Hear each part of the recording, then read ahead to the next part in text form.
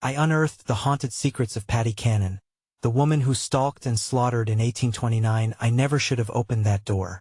The moment I did, a chill slid down my spine, colder than anything I'd ever felt. A rush of dread washed over me, knotting my stomach. The thought of Patty Cannon gripped my mind. Her dark legacy haunted these very walls where I stood. She was a woman who lured unsuspecting souls into her clutches. Whispers of her name still sent shivers coursing through the town. In the small, dimly lit room, shadows danced like restless spirits. The air was thick, sour with a scent of decay, tainted by secrets long buried. I could hear the creak of the floorboards beneath me, but I wasn't alone. Something else lingered, a presence I couldn't see. Every hair on my body prickled, every nerve ending alive with fear. This was the very place where Patty plotted her gruesome crimes, preying on the weak and vulnerable.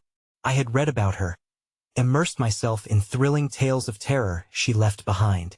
It all felt distant, like a scary story told by a campfire. But here, facing this door, it was all too real. I hesitated, my heart pounding, each beat loud enough to drown out the faint whispers that echoed in the corners of my mind. There was a heavy weight in the air, almost palpable, like a storm brewing just beyond reach. I told myself it was just my imagination, but the flickering candle cast eerie shapes that twisted my thoughts. A stifling silence enveloped me, and then a crash. Something shifted in the darkness. I gripped the handle tighter, fear clawing at my throat. How could something so sinister still linger here? Patty's spirit, I thought. A rush of adrenaline surged through me. I couldn't back down now. I took a step forward. Suddenly, the room grew colder, a biting wind sweeping through, which couldn't possibly exist indoors. Shadows darted away from me, retreating into corners. I heard it, a low murmuring, soft yet sinister. Spoke her name, Patty. My blood ran cold. I felt my breath come in rapid gasps. I took another tentative step, the floor creaking under my weight. I was drawn to that door, compelled by a mix of dread and curiosity. Then, in an instant, I froze. I saw movement from the corner of my eye, a dark figure emerging from the depths of the room. My heart dropped. Panic surged within me, a rabid beast clawing its way to the surface. Before I could react, the figure lunged toward me, and then everything went black. Hey! Before we continue with this amazing story, I need to give you an important heads up. Many subscribers have reported that YouTube unsubscribed them without warning. Take a quick second to check the red button below to make sure you're still subscribed to the channel. I'd hate for you to miss any of the exclusive content coming soon, and while you're there, smash that like button. It really helps me out with the algorithm. Oh, and tell me in the comments, which city are you watching from? I love getting to know every amazing person who's part of this community. Your participation makes all the difference. Let's connect. I was jolted awake, my body trembling as I gasped for air, lungs burning.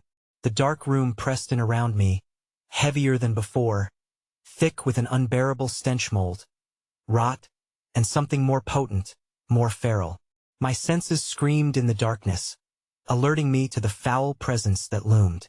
I could barely recall how I had come to this moment, but the memories of the figure lunging at me were all too vivid that I strained to catch my breath, feeling as though the room itself conspired to stifle me.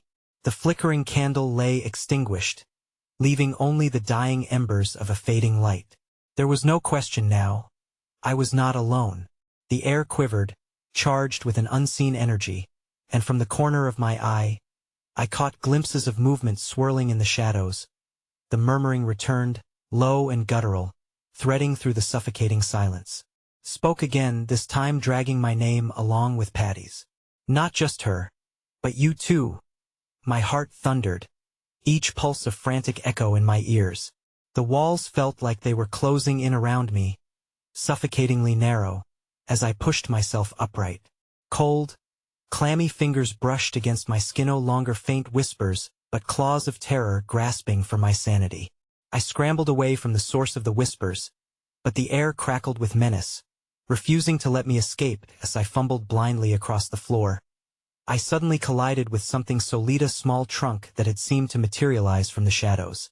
My fingertips traced the contours, the wood grimy and rough to the touch. Compelled by a mix of dread and morbid curiosity, I hastily unlatched it, the rusty clasp groaning in protest. Inside lay a tangled mess of aged fabric, dust swirling up into the stagnant air. Among the fragments, a weathered diary caught my eye, its cover embossed with a faded rose.